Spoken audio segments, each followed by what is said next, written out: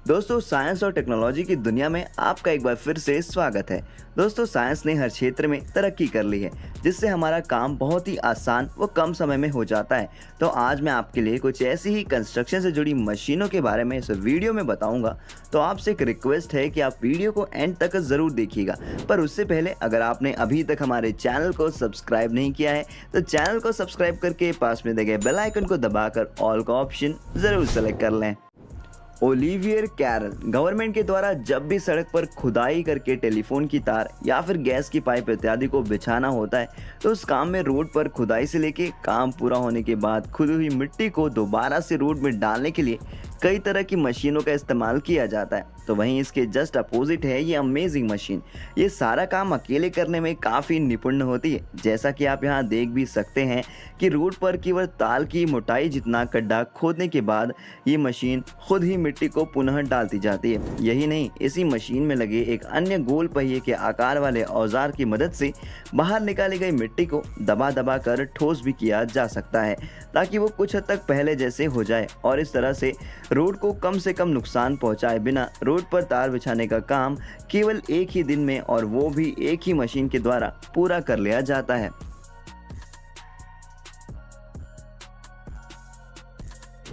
Column climber बिल्कुल normal सा दिखने वाला ये टूल वर्कर के लिए कितना ज़्यादा यूज़फुल है वो आप इस वीडियो में देख सकते हैं। जब भी कंस्ट्रक्शन साइट पर वर्कर्स को लोहे के एंगल्स पर चढ़ना होता है तो वो इसे पैरों में पहने जाने वाले टूल्स का इस्तेमाल करते हैं। हालांकि ये टूल नॉर्मल ज़रूर है, लेकिन इसके साथ वर्कर्स को एक अन्य बेल्ट को भी लगाना होता है, क्योंकि अगर किसी कारणवश वर्कर का पैर इस टूल के साथ सही पकड़ बनाने में असफल रहता है तो ये बेल्ट लोहे के एंगल के साथ लगी होने के कारण वर्कर को ऊंची जगह से गिरने से बचने में मदद करती है। जेस टूल्स अक्सर जब भी रोड के किनारे बिजली या स्ट्रीट लाइट के लिए खंभे लगाए जाते हैं तो वे तूफान इत्यादि के आने पर गिर जाते हैं। उसी समस्या के समाधान के लिए उन्हें लगाने वाली जगह को अंदर से अधिक चौड़ा करके खोदा जाता है, जिसके लिए इस इंटरेस्टिंग मशीन का इस्तेमाल किया जाता है। एक बार नॉर्मल गड्ढा इस मशीन से खोदने के बाद जब इस मशीन में एक अन्य टूल का यूज किया जाता है, ये टूल नीचे जाके गोलाई में खुलकर मिट्टी को खोदकर और उस मिट्टी को अपने अंदर समेटकर बाहर फेंकता जाता है, जिसके कारण इस गड्ढे के ऊपर वाला भाग तो संकरा ही रहता है मगर तल से ये गड्ढा अधिक चौड़ा हो जाता है, जिसके फलस्वरूप जब गड्ढे में खंभे को लगाया जाता है तो तल के कंक्रीट मिक्सचर के साथ अधिक मोटाई के कारण कई ज्यादा अधिक स्थिर हो जाता है।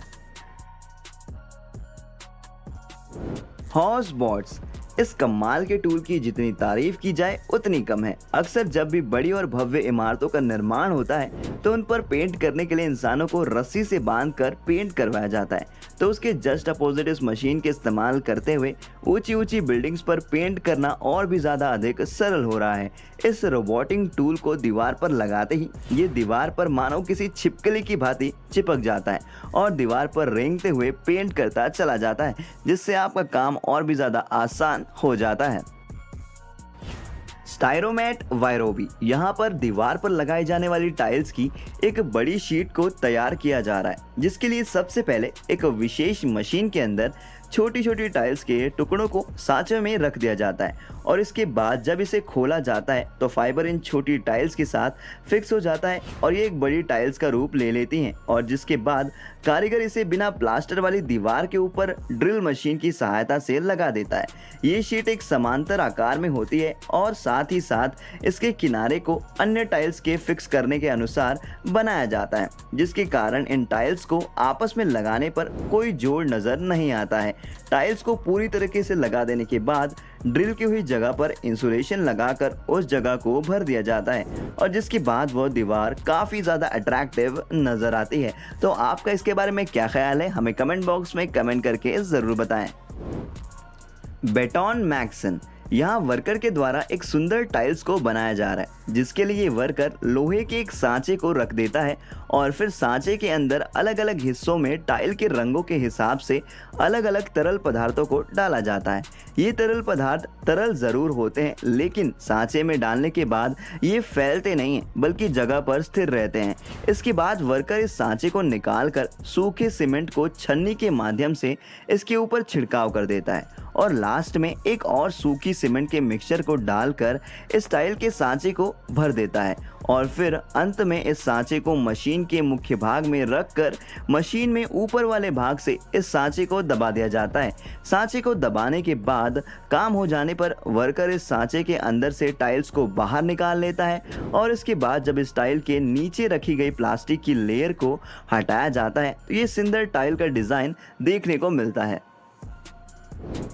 ट्रेलैवनी, पुरानी दीवार के प्लास्टर को हटाना हो तो उस काम के लिए आज के समय में कुछ इस प्रकार की ज़बरदस्त मशीनों का इस्तेमाल किया जाता है। जैसे कि आप इस मशीन की वर्किंग प्रोसेस को देखकर समझ ही गए होंगे कि कितनी सरलता से और मज़ेदार तरीके से ये प्लास्टर को उखाड़ती जा रही है। इस मशीन में आगे लगा हुआ खुरपानुमा ढांचा लगातार वाइब्रेट करता है, जिसके कारण जब भी इसे प्लास्टर पर लगाया जाता है तो प्लास्टर उखड़ जाता है। नॉर्मल तरह से प्लास्टर निकालने के मुकाबले में ये मशीन काम को कई ज़्यादा अधिक सरल तो बनाती है, साथ ही साथ काम जल्दी से भी निपटा देती है।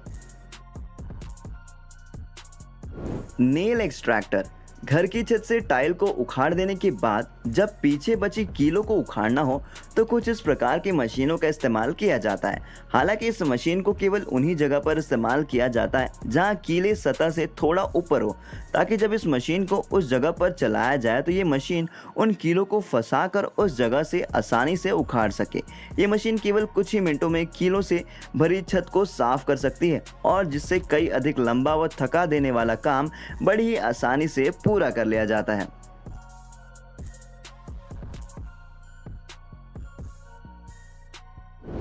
कुवाल्डा, इस केमिकल कैप्सूल का यूज कंक्रीट में छेद करके उसमें बोल्ट को फिक्स करने के लिए होता है। इस केमिकल कैप्सूल को केवल एक बार छेद के अंदर डालने के बाद जब बोल्ट को इसके अंदर डालकर टाइट किया जाता है तो इस कैप्सूल का बाहरी हिस्सा टूट जाता है और इसके अंदर का केमिकल किसी मजबूत कंक्रीट की भांति ही मजबूत पकड़ बना लेता है, जिसके बाद वो कंक्रीट में टाइट से जुड़ जाता है।